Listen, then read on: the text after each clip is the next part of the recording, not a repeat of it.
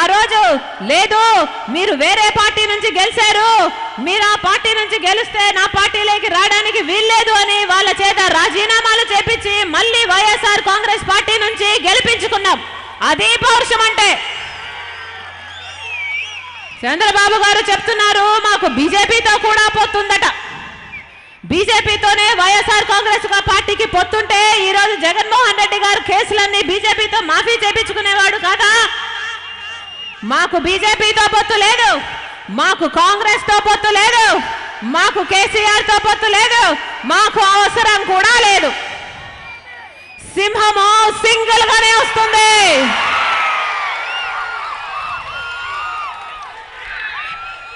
జగన్మోహన్ రెడ్డి గారు సింగిల్ గానే, YSR Congress party single గానే బంపర్ మెజారిటీతో గెలుస్తారని దేశంలోని అన్ని సర్వేలు చెప్తున్నాయి. సింహము సింగిల్ గానే వస్తుంది, నక్కలే గుంపుగా వస్తాయి. అందుకే చంద్రబాబు గారు కాంగ్రెస్ ని తోడు తెచ్చుకున్నారు, జనసేనను తోడు తెచ్చుకున్నారు. మమతా బెనర్జీ అంట, కేజ్రీవాల్ అంట, ఫారూక్ అబ్దుల్లా అంట, హెచ్డి గౌడ అంట, ఎవరు తోడొస్తే వాళ్ళని తోడు తెచ్చుకున్నది ఈ చంద్రబాబు గారు అనే నక్క. పవన్ కళ్యాణ్ గారి గురించి ఒక మాట చెప్పాలి. పవన్ కళ్యాణ్ గారు ఎవరు? పవన్ కళ్యాణ్ గారు ఒక యాక్టర్, అవునా? పవన్ కళ్యాణ్ గారి రాజకీయ సినిమాలో పవన్ కళ్యాణ్ గారు యాక్టర్ అయితే చంద్రబాబు గారు డైరెక్టర్. ఒక యాక్టర్ ఏం చేయాలి? డైరెక్టర్ చెప్పింది చేయాలి. అందుకనే పవన్ కళ్యాణ్ గారు చంద్రబాబు గారు చెప్పింది చేస్తున్నారు. ఇద్దరు ఒకటే, ఇద్దరు కలిసే ఉన్నారు, ఇద్దరు సీట్లు పంచుకుంటున్నారు. అందుకే చెప్తున్నాం, పవన్ కళ్యాణ్ గారికి ఓటేస్తే చంద్రబాబు గారికి ఓటేసినట్టే, జనసేనకు ఓటేస్తే తెలుగుదేశం పార్టీకి ఓటేసినట్టే. గుర్తుందా?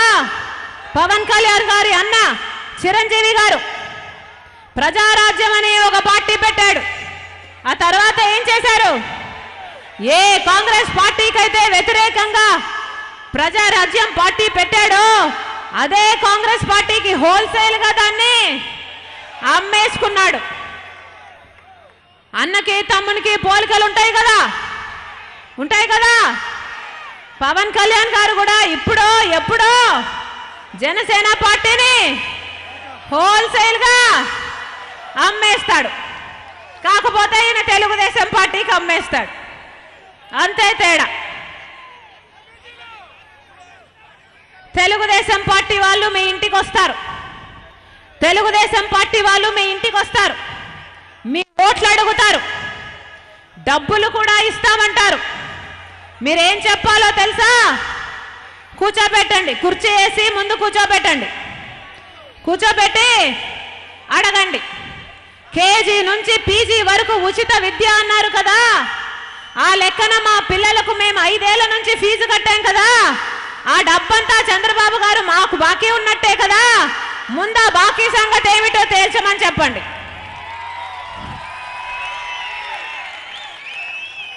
ఆడపిల్ల పుడితే 25,000 రూపాయలు ఇస్తామని చంద్రబాబు గారు వాగ్దానం చేశారు.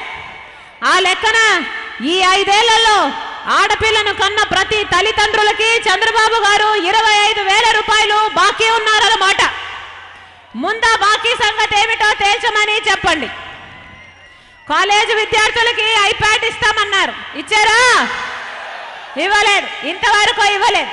ఎన్నికల్లో అది కూడా ఇచ్చేమని తెలుగుదేశం పార్టీ వాళ్ళకు చెప్పండి.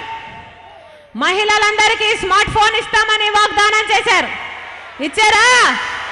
పోయిన ఎన్నికల్లో వాగ్దానం చేశాడు, ఇప్పుడు మళ్ళీ చేస్తున్నాడు, అది వేరే విషయంలేండి. పోయిన ఎన్నికల్లో స్మార్ట్ ఫోన్ ఇస్తానన్నాడు, ఇచ్చాడా?